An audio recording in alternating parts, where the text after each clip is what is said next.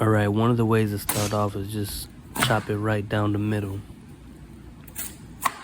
Just to get going and stop being afraid. Once you split it, I went ahead and chose the smaller half. And I decided I was going to cut it a different way than I originally was, which was just wedges. Decided to make it fancier.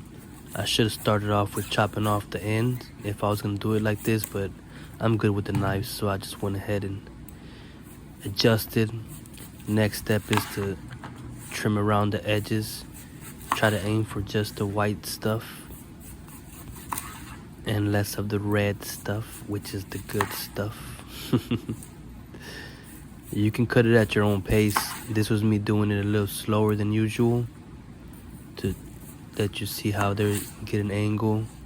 Try to cut in a round form and then go back and trim off all the edge pieces that you didn't get right and clean it up a little bit nicer so that the final product is a lot more delicious. Keep trimming it up a little bit more once you feel it's good enough. For me, I'm just making it for the house, for little home quick snacks for the fam, so it's not like 5-star restaurant quality.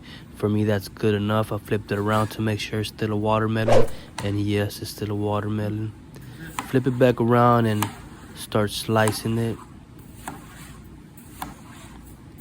Try to get about 1 inch slices in, or however you want to slice it. It doesn't even have to look that pretty. And then turn it around the other way and start doing the same thing. Remember to take your time and be safe with the knife. You're not racing anybody. And there you go. It should be done at this point, just to show you how it looks. And that's about how it should look right there. And bam.